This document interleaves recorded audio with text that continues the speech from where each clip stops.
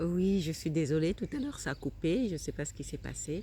Bon, on va continuer. Alors, je disais que donc, quand je me suis posé la question de savoir ce qui se... c'est ça la relation de couple, hein, être femme de quelqu'un, c'est ça. Hein, toutes ces femmes délaissées qui ne peuvent pas partir parce que parce qu'on les a dotées parce qu'on les a dotés. Donc, bon, moi, finalement, hein, comme en moi est inscrit euh, cette soif, ce désir, ce, ce- comment je peux appeler ça, cette soif,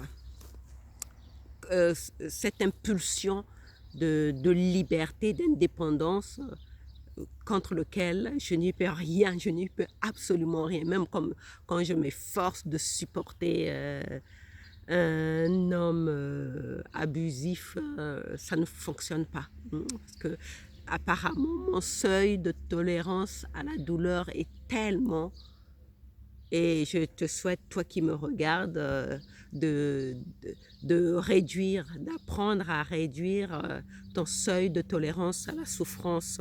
Et moi, j'ajoute même à la bêtise. Hein. Mon seuil à moi de tolérance à la souffrance est tellement minime que quand ça ne fonctionne pas, quand avec un homme, je vois, j'essaie de tenir, j'essaie de prendre sur moi euh, son mépris, ses abus, ça ne marche pas.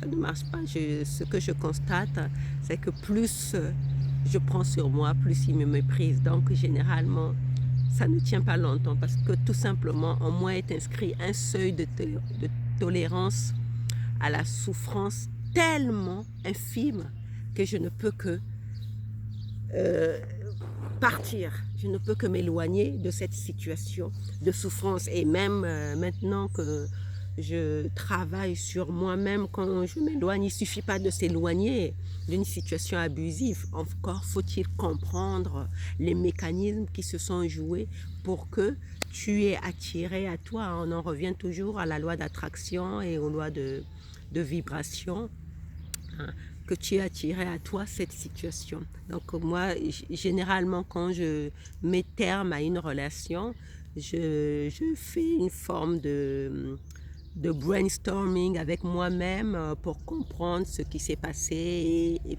essayer d'itérer. Voilà, hein, j'aime bien mon mentor qui nous encourage dans notre projet de création d'entreprise de ne jamais chercher forcément la perfection. Hein. On veut aller d'itération en itération, donc améliorer, améliorer, améliorer. Voilà, ça c'était une parenthèse marketing. Hein. Mais donc en parlant de la dot, voilà. Donc je parlais de la dot, donc je me suis posé la question, mais Sylvie, pourquoi, pourquoi c'est si important que pour toi? Pourquoi c'est si important? Et je te pose aussi la question, hein, si tu es une femme qui me regarde, pourquoi c'est si important pour toi qu'on vienne te doter? Qu'est-ce que ça représente pour toi, la dot? Et en ce qui me concerne, j'ai répondu à cette question en me disant, en fait, le fait que l'homme vienne présenter ses hommages à mes parents pour demander ma main en moyennant le montant que... Parce que j'en parlais avec mon père, je discutais avec mon père, avec mon langage de rebelle, de révolutionnaire, je me disais, il est hors de question qu'on me vende moyennant finance. Il a vite fait de me rappeler, et ça je le comprends et je le respecte totalement, que il m'avait donné la vie, c'était lui mon père, et que c'était à lui de décider ce qu'il allait demander comme dot à mon futur mari. Enfin, ça c'est des échanges un peu hilarants, complices que j'ai avec mon père, hein, comme ça on se le dit en rigolant, mais je sais qu'il est sérieux, et moi aussi je respecte. Mais au-delà de voir juste une transaction une transaction commerciale des parents africains qui vendent leurs femmes, leurs enfants à un homme qui vient les acheter. Il y a toute une symbolique. Il y a toute une symbolique ancestrale, tout simplement. Bon, moi je n'ai pas beaucoup étudié, donc j'espère que ceux qui étudient l'anthropologie, surtout l'histoire des civilisations africaines, pourront mieux détailler l'explication de cette notion de dot.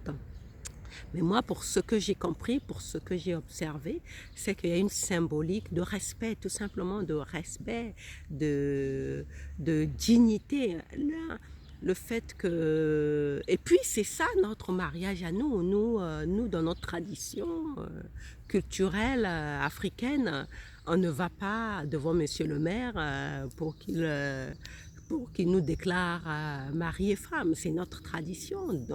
Dans le temps, c'est comme ça qu'on se mariait. Ce sont les familles qui se réunissaient, qui célébraient un mariage.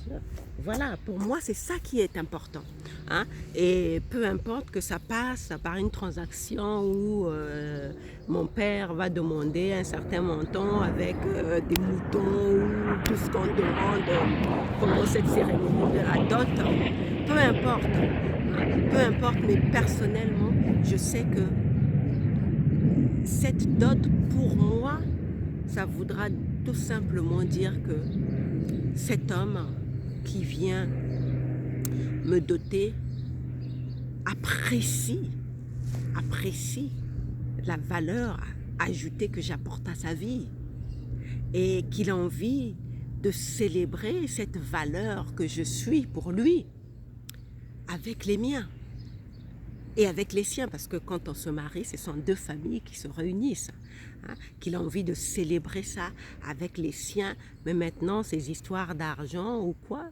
Et moi, je dis toujours à mon père que quelle que soit la somme que tu vas demander à cet homme, si je dois divorcer, si à un moment donné de la relation, il commence à me manquer de respect, à me mépriser et que je suis obligée de divorcer, ben, je divorcerai, je partirai et je m'arrangerai à ce que ce montant, tout ce qu'il a... D'ailleurs, je ferai moi-même, au moment où je déciderai de partir, je ferai moi-même le détail de ce que mes parents lui doivent en matière de dot pour le lui rembourser moi-même.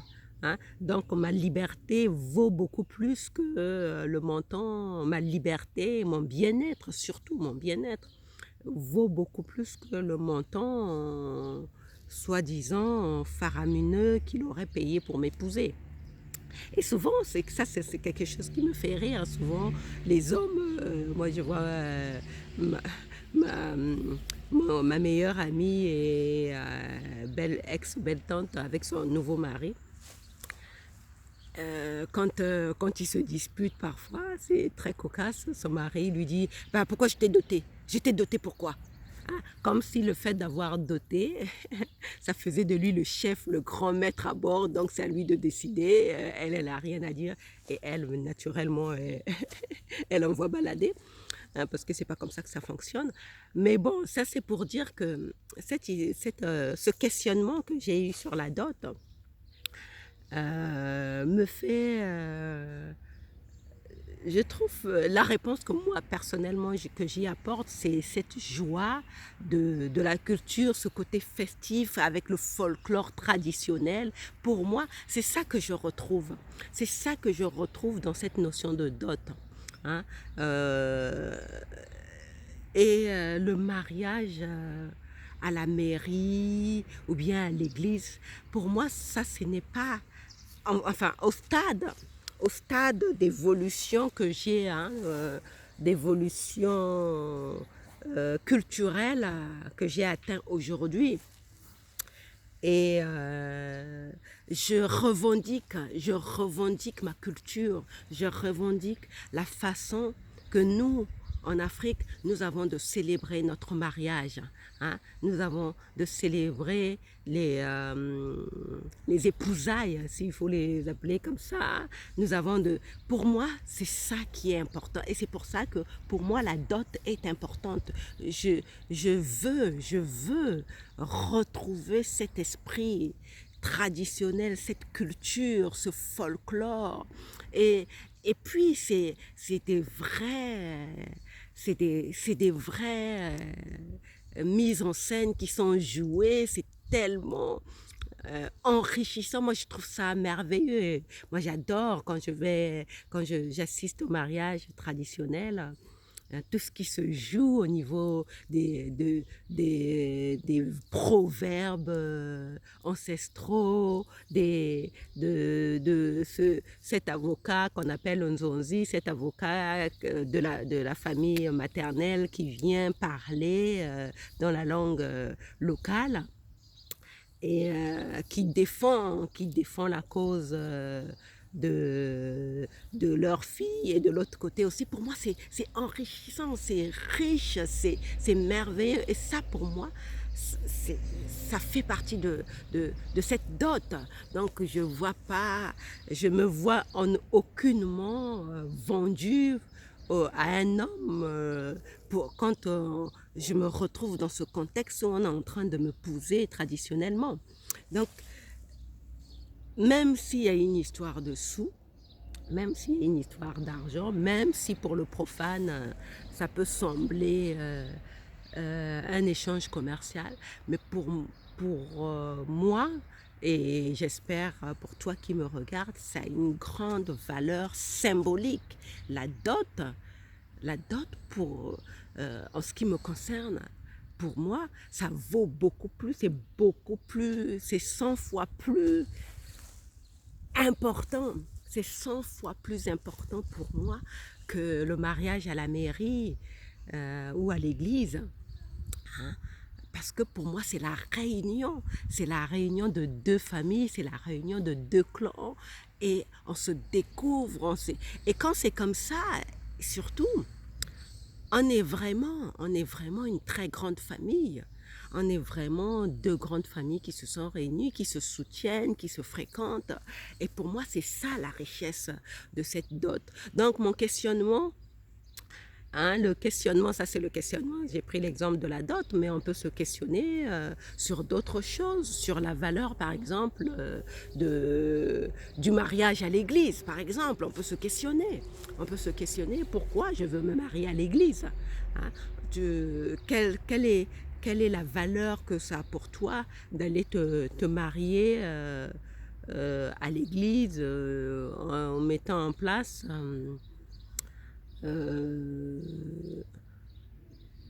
un culte qui a été importé, hein, ça, faut se le dire aussi. Hein. Non pas, alors, comme je le disais hier, hein, ne me fais pas dire ce que je n'ai pas dit. Personnellement, je vais me marier à l'église aussi. Je vais me marier à l'église, non pas parce que c'est Dieu qui va sceller mon mariage à l'église ou quoi. Non, parce que je trouve ça, ce cérémonial aussi, je l'aime bien. J'aime bien ce cérémonial. Et puis, j'aime bien aussi le culte de la Vierge. Non pas que je prie la Vierge Marie tous les jours, mais j'aime bien ce culte. Hein. Je me sens une certaine affinité au culte marial. Auquel était attachée ma grand-mère. Hein, ma grand-mère était très très attachée à ce culte et moi j'étais aussi très attachée à ma grand-mère. Et donc en hommage à cette grand-mère que j'adorais, j'aimerais me marier à l'église. Hein? Mais c'est pas parce que je crois que c'est là-bas que je serai bénie, que c'est là-bas que je serai protégée. Non, c'est tout simplement parce que je veux rendre hommage à ma mère, je dis ma mère, à ma grand-mère qui était très attachée à ce culte. Et c'est d'ailleurs, c'est même dans ce cadre-là, parfois je ressens le besoin d'aller faire le pèlerinage à Lourdes. Hein. Donc ça, c'est des questions, tu vois, chacun se pose ces questions et répond en fonction de sa sensibilité, en fonction de ses croyances aussi, hein, en fonction de ses croyances et surtout en fonction du bien-être que ça lui procure. Hein. On n'a pas, personnellement, moi, je ne pose aucun jugement sur le fait de se marier, d'épouser les traditions des autres importées, comme hein, dans le milieu panafricanisme, on critique hein, le fait que on veut toujours adopter euh, la culture des autres, des Blancs, des Européens. Mais pour moi, le problème, ça c'est un faux problème. Hein. Personnellement, pour moi, ça c'est un faux problème, c'est un vrai faux problème. C'est pas le fait on va se marier à l'église, c'est pas le fait qu'on va mettre des mèches, qu'on va mettre des brésiliennes, qu'on va être moins attaché à ses ancêtres, à sa culture, que quelqu'un d'autre qui va faire des discours à tout va sur le panafricanisme ou quoi que ce soit. Bref, l'essentiel, c'est vraiment de se poser les bonnes questions. Pourquoi je fais Pourquoi je fais Pourquoi je pratique tel culte? Pourquoi je, je respecte telle tradition? Et à quoi ça renvoie? Et qu'est-ce que ça dit de moi? Hein, comme le port du voile, par exemple. Pourquoi une femme porte le voile? Qu'est-ce que ça dit d'elle? Pourquoi elle s'attache à cacher son corps aux autres, soi-disant aux autres hommes? Il n'y a que son mari qui doit voir ses yeux ou ses cheveux. Ça, c'est des questions que chacune se pose. Pourquoi? Est-ce que ça fait d'elle une femme plus respectueuse, plus respectée, plus aimante? Tout ça, ce sont des questions que chacune aujourd'hui, cette conversation porte beaucoup plus sur la femme. Oui, c'est comme je dis, hein, c'est sous l'inspiration du moment que je fais ces vidéos, ces causeries, hein, ce lit solo. Donc, chacune de nous pose euh, la question, et j'en reviens toujours à Paolo Coelho, hein, les guerriers de lumière. Nous sommes tous guerriers, guerrières de lumière. Hein, nous cherchons tous la vérité, nous cherchons tous la lumière, à être éclairés. Et justement, pour être éclairés, nous voulons poser des questions. Nous voulons questionner nos traditions. Nous voulons questionner notre religion. Nous voulons questionner notre politique. Nous voulons questionner notre système. Nous voulons questionner la science même. Hein. Nous voulons questionner toujours. Et quand on questionne, quand on pose des questions, on trouve des réponses. Alors, je crois que je vais m'arrêter là pour aujourd'hui parce que je vais, comme l'autre, ce que j'ai commencé hier, je dis hier, tout à l'heure à couper, donc je vais faire un petit montage pour mettre les deux vidéos ensemble et je vois que ça va largement dépasser les 30 minutes.